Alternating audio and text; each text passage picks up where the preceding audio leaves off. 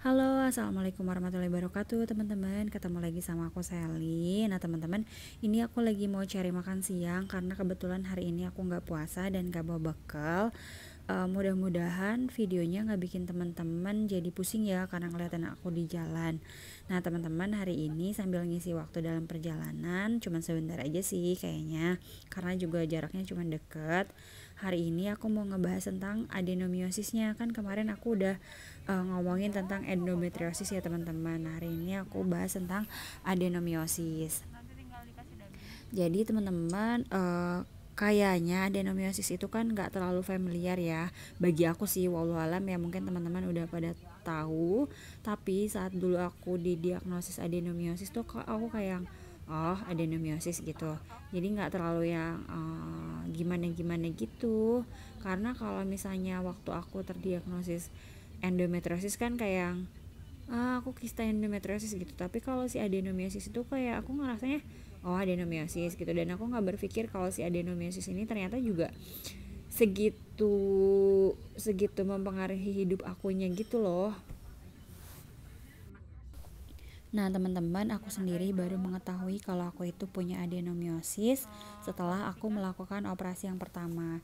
Jadi sebelum-sebelumnya itu aku nggak pernah tahu kalau aku itu menderita adenomiosis, dan itu pun aku tahu kalau aku ada adenomiosis itu dari catatan resume medis yang rumah sakit berikan sama aku setelah melakukan operasi itu. Jadi kan habis operasi itu biasanya dikasih resume medis tindakan apa yang dilakukan. Jadi pas operasinya itu tidak ada persetujuan medis dilakukannya itu apa aja gitu, dan nggak dikasih tahu juga pas biasanya kan harusnya minta persetujuan keluarga kalau misalnya yang dilakukan itu tindakannya apa gitu. Ini tuh aku nggak dapet penjelasan dari dokter, cuman pas pulang aku baca resume medisnya, di situ ada tulisan kistektomi, hidrotubasi, sama reseksi adenomiosis. Dokter pun pas aku kontrol sama sekali nggak jelasin kalau aku itu ada adenomiosisnya. Dan salahku itu pada saat itu aku juga nggak nanya tentang si adenomiosis karena aku mikirnya oh ya udah yang penting udah dibuang. Dan kebetulan ada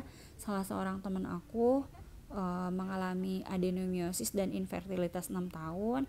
Alhamdulillah akhirnya beliau hamil gitu setelah 6 tahun. Jadi aku mikirnya oh ya udahlah udah dibuang ini gitu. Cuma pas setelah beberapa bulan aku pasca operasi, aku melakukan pemeriksaan IVA test dan pap smear. Jadi aku itu dari dulu emang rutin ikut pap smear dan IVA test. Pas pap smear itu sama yang meriksa dibilang, aduh ini mulut rahimnya kok susah banget ya dicari, dia tuh ke belakang banget atau retrofleksi gitu. Jadi biasanya kan mulut rahim itu nyonyor ke depan gitu loh. Jadi teman-teman pas dibuka pakai cocor bebek biasanya nggak terlalu sulit, dia kan kayak apa ya, kayak elastis gitu loh masuk ke bagian cocor bebek kalau misalnya pasang cocor bebeknya bener. Nah ini tuh agak-agak susah dicari, jadi dia bener-bener ke belakang terbalik. Pas diperiksanya juga si cocor bebeknya itu bener-bener kayak diputer-puter dan bikin agak mules karena nyarinya tuh susah teman-teman. Dan akhirnya ketemu dan si pemeriksa yang bilang aduh mbak ini susah banget dicarinya gitu. Setelah aku jelasin aku ada riwayatnya apa, yang meriksanya bilang oh ini mungkin dari adenomyosisnya juga bisa, karena setahu aku pun si adenomyosis itu kan biasanya ada di belakang. Jadi dia tuh kayak menarik rahim aku, jadi kayak ya madepnya belakang atau retrofleksi tadi gitu.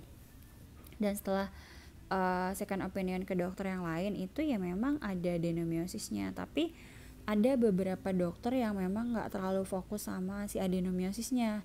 Dari pengalaman aku ya, dari pengalaman aku tuh ada beberapa dokter yang kayak lebih cenderung yang diomongin itu selalu kista endometriosisnya, sedangkan si adenomiosis kayak nggak apa ya, kayak nggak kesebut gitu loh teman-teman. Tapi ada juga sih dokter yang concern atau peduli juga sama si adenomiosisnya itu.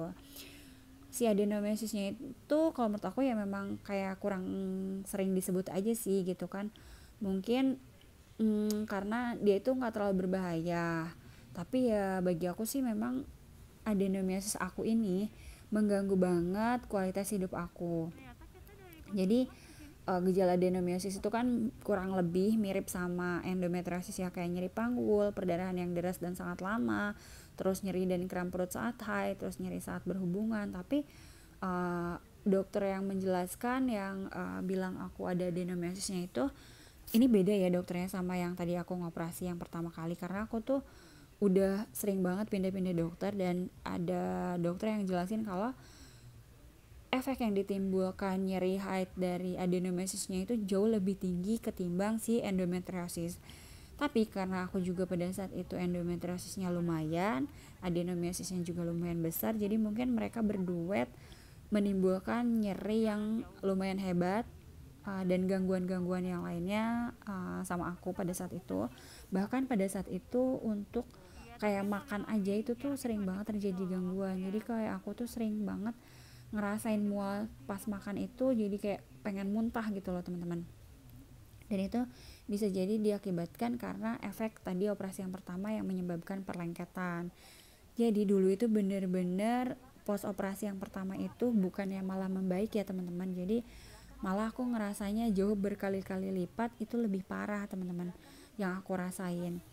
Saat berhubungan suami istri pun itu rasanya nggak nyaman banget, karena kayak salah-salah posisi itu efeknya bikin kram banget, pokoknya nggak nyaman banget, yang menyebabkan aku itu dulu sering ngerasa kayak frustasi gitu teman-teman, frustasi sampai akhirnya aku operasi yang kedua, dan sampai saat ini pun adenomiosis aku itu masih ada 3 cm teman-teman. Jadi si adenomiosisnya itu pas terakhir kali aku kontrol, dokter tuh cuman bilang bercaknya aja, bercak endometriosis, tapi kalau adenomiosisnya masih tangguh, dia masih tangguh ada di rahim bagian belakang aku dan menarik rahim aku. Jadi si adenomiosisnya ini kan juga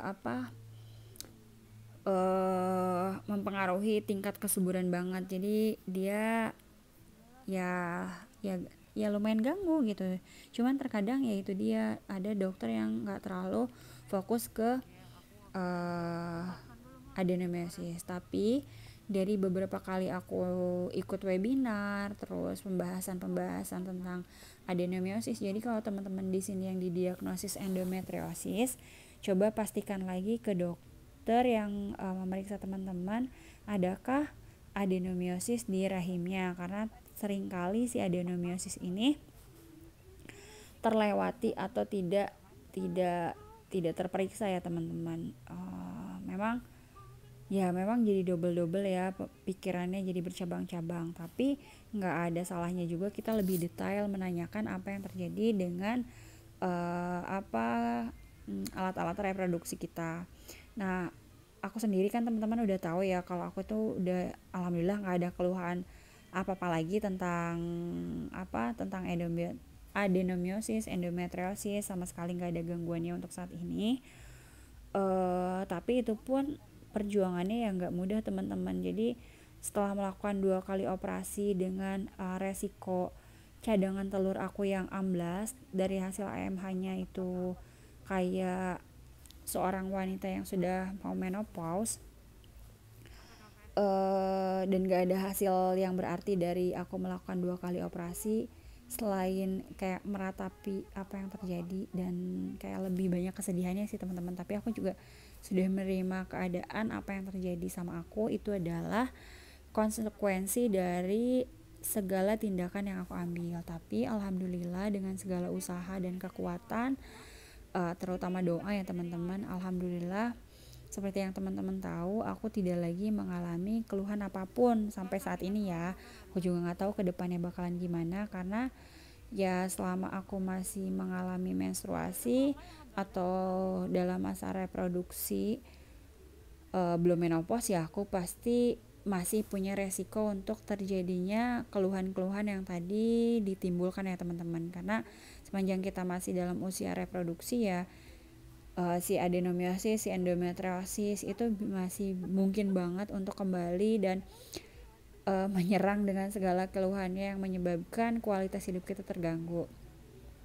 Usaha yang mampu atau yang bisa aku jalani saat ini sih ya untuk tetap survive, istiqomah, menjalankan pola hidup yang lebih baik, walaupun memang masih sangat amat belajar teman-teman. Jadi ya nggak mudah sama sekali perjuangan yang aku hadapi. Aku juga masih terkadang up and down, tentang perasaan, tentang apa ya, tentang kegalauan hidup. Tapi insya Allah sih akhir-akhir ini udah nggak terlalu aku pikirin ya. Jadi mungkin karena itu juga tingkat stres aku lebih terpola, lebih terjaga lah istilahnya.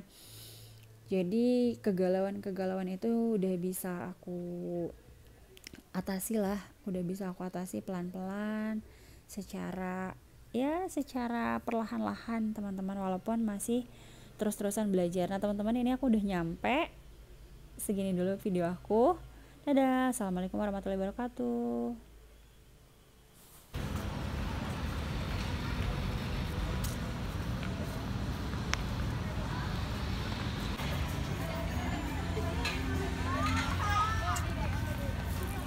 Ayo Cika di belakang situ tuh.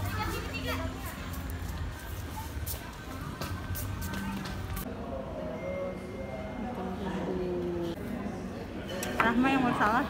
Ini